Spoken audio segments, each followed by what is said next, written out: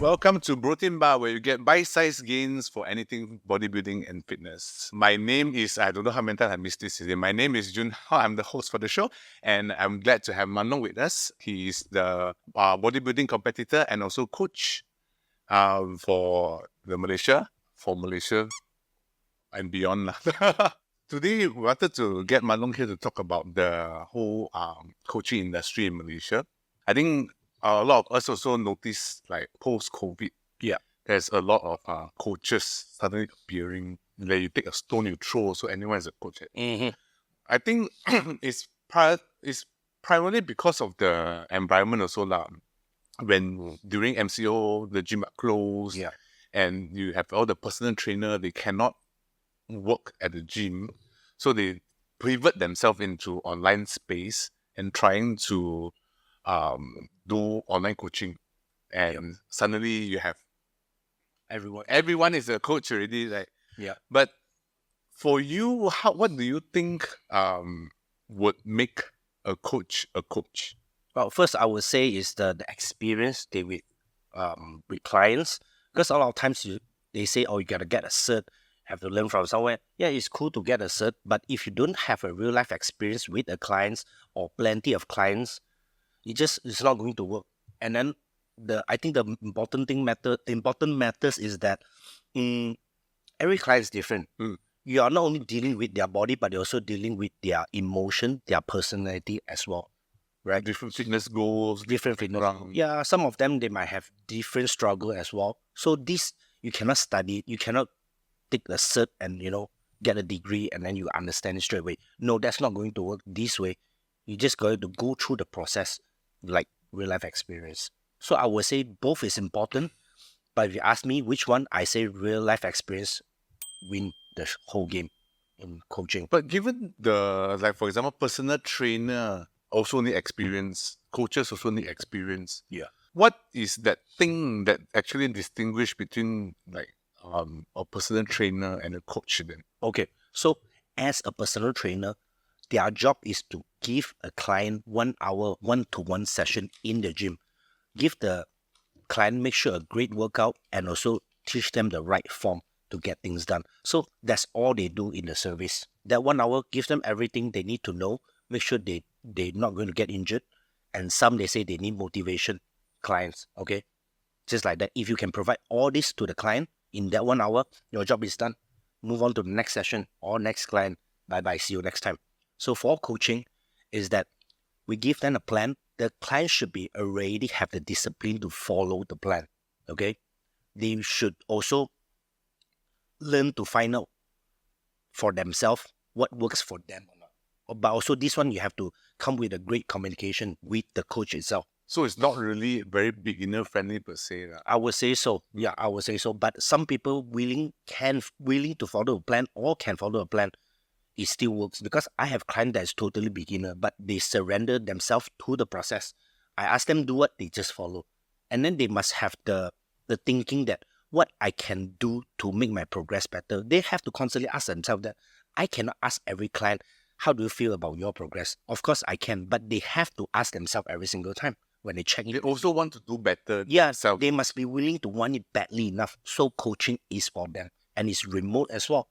I coach clients from other states and other countries. It seems that it works still. Yeah, so it's just like that difference. So the one key thing between personal training and coaching is not only the experience of the trainer or the coach, and also the training experience for the client themselves also. Yes, I would say so. It's easier to coach somebody, they already have the basic. But would you say like there are specific fitness goals that would definitely benefit more with coaching? Like maybe specifically people who are planning to compete? Definitely. But I also have clients that is want to compete, but they are not sure that they know how to train correctly or not. So I tell them you already plan to compete means you are not a beginner anymore. So what you are trying to find out is you want to make sure that intensity is up to the par, right? So when you come to me for one session, I will let you know that if your training intensity, if it's correct or not. If that's a yes and you can follow a plan, go ahead. then coaching is right for you. Most of the time, why competitor need a coach is that by the last 8 weeks or the last 6 weeks, their body fat is really low and they come with a lot of self-doubt because, hormone tend to with their head. So we have to control that part where we tell them what to do exactly. They just follow the plan. Because we all know, we talk about stress management a lot of times. When they start to overthink, they will stress. Stress make them cannot sleep. Cannot sleep, what happened? They cannot lose body fat. They cannot retain the muscle. Coach solve the problem by telling you what to do. The client follow.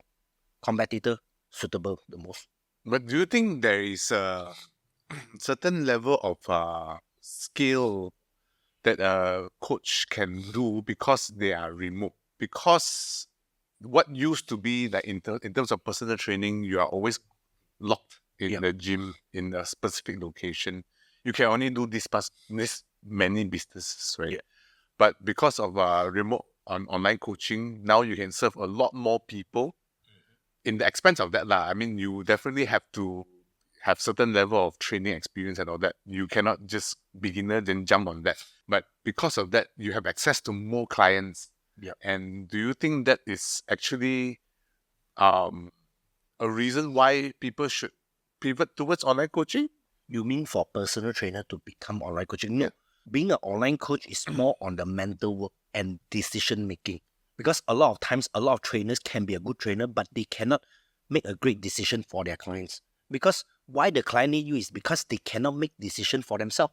And you must be very sure that what's the best for the client's health, goal, and also the future plan. So coach is here to make the best decision for them. If they lose the trust with the coach already, it means they think the coach cannot make decision, then there's no point. So personal trainer, if they want to upgrade themselves to become an online coach, they have to first to fix their mindset as a person or as a whole thing, personal development. Then they only can. It's about making decision what's right and wrong. They need to be in the place they can manage this kind of chaos. Because when you train a client for that 1 hour, it's just training. I can push my client 100%. But how about the rest of the 23 hours of it? How can we manage the routine? How can we make sure that our client listen and follow through? That's the whole game. So you're managing beyond just techniques. That effort for the hour. Because when it comes to training, they should be really sure they are giving 100% in training. Everything else is the important stuff that we manage. Optimizing the rest of the components.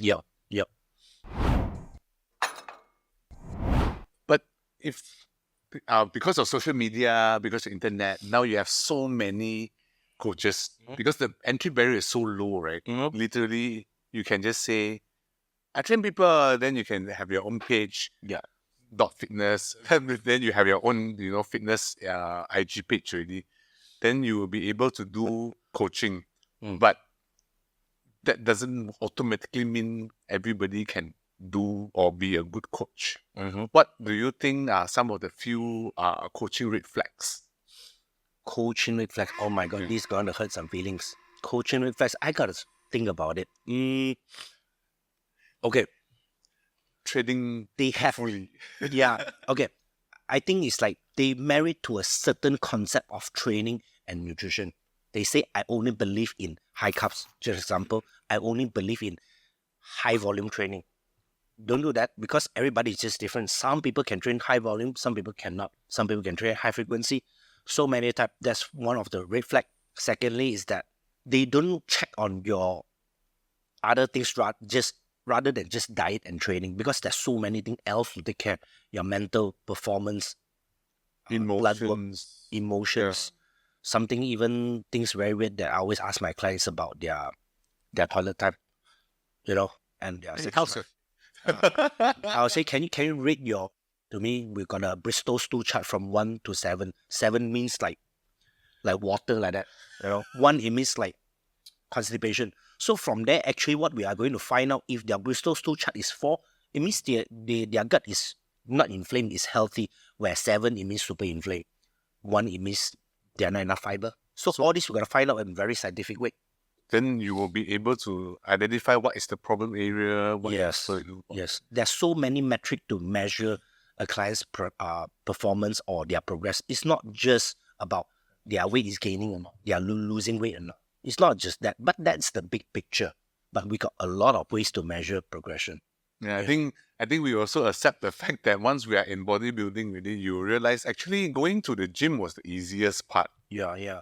Then it's the diet. Mhm. Then when you think you got the hang of it already, then nope, sleeping is another thing you need to talk about. Yeah. Then after that, digestion is another thing you need to talk about. Then stress management, all the things. So as a coach, they have to look into all of these lifestyle aspects in order to make sure that your athlete actually performing or working towards the goal that they are working together lah. Yeah. Working towards together. Yeah. I see. So for you, on the flip side lah, for you based on your experience, do you have nightmare clients? Yes, I definitely have. Nightmare clients definitely is like the red flags when they look for me when it comes to, ask me, am I taking new clients or not? Things like that.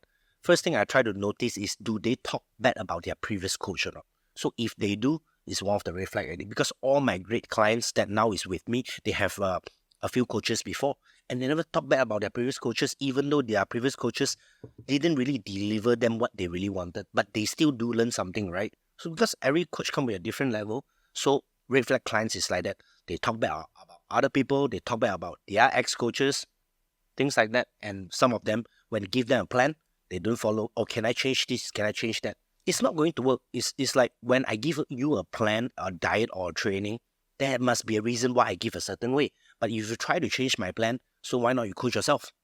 Right? You don't need a coach anymore. So yeah, just like that lah.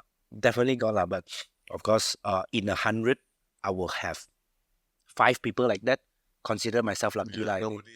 Nobody is perfect. Yeah. Consider myself. People also probably have to go through certain learning experience to know that, I can't really do this sabotaging myself all the time.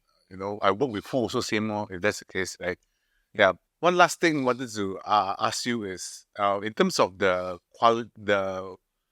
one key quality that you think is the most important for people to get the most out of coaching experience, what would that be?